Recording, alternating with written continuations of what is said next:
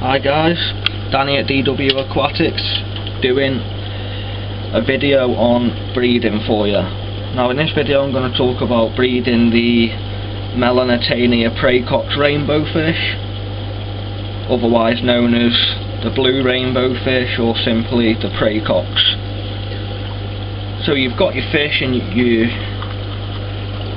got them in a tank set up. You need to know the sexes, so this one right here is the female. Basically the females are pretty plain and boring, and I don't know whether I'll be able to shoot it. Let me try and get it from the top.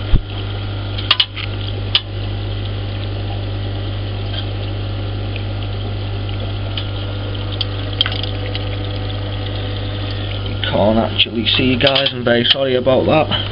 But basically, the males have red tips to the fins and a lot more colourful, so they'll have like the blue hue to the bodies.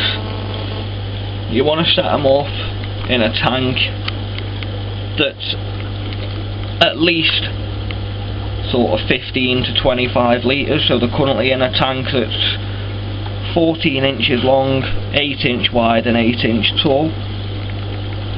And in that tank, you just want a small sponge filter bubbling away. Nothing too vigorous, just a small break, as you can see. You don't need to worry about having duckweed. This was just a tank I was using for breeding beaters. The main thing is you want spawning moths. Now this is just wool. If you have a look on YouTube, there's plenty of videos around that show you how to do it. It's nothing special, just literally wool wound round a book, tied at one end, cut the other end, soaked.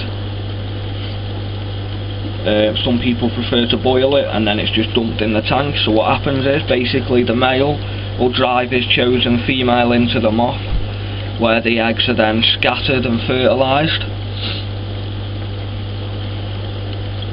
And then basically what we do is then, after around a week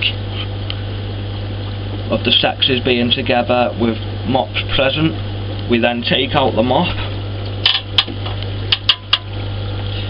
go through the mop on any eggs that we find, we pull them out and we put them in a takeaway container using water from the parent's tank. And I'll just see if I can shoot them. There's a clutch of eggs there. You can just see the eyes through the eggs, the little black dots. And there is another clutch of eggs there. You'll probably get around 20 to 30 eggs a week. They don't lay all their eggs in one sitting. They lay a few every day, so they might lay 5 eggs each day until the female becomes empty.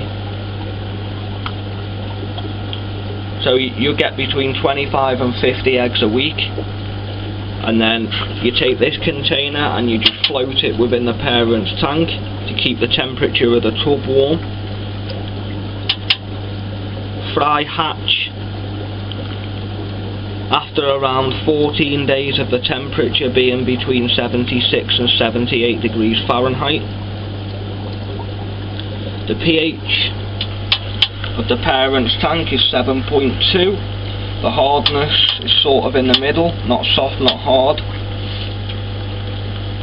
And of course nitrite and ammonia is 0. The nitrate's currently sat at 5. That's what it comes out the tap with. And that's basically it, guys. Very easy fish to breed. So you've got the eggs and you've hatched them. What to do now? But this is where the tricky part comes into it, because as you will find out, the fry that result off these eggs are minute, very small. Probably a bit too small to be able to take microworm as a first food. So you'll need to culture infusoria plenty of ways to do it. Basically, we take a 5 litre French made jar, fill it up with water out of one of our planted tanks, and then we get some grains of boiled white rice, put a few grains in a tub, pour boiling water, then we drain the water and just basically tip the rice into the jar. After around 4 days, you'll notice the water in the jar, has gone really cloudy, and it might smell quite bad. If you shine a torch to the back of the jar, you'll see a big mist of tiny moving little creatures, and there's your infusorians, little one-celled organisms, really hard to see.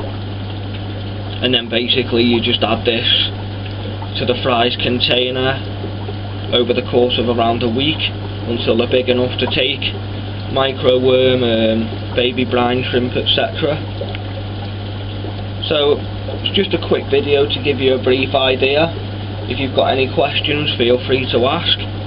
I hope you enjoyed the video and it gave you the information that you needed. Please like, comment and subscribe if you haven't already. As always, thanks for watching, and we'll see you in another video soon.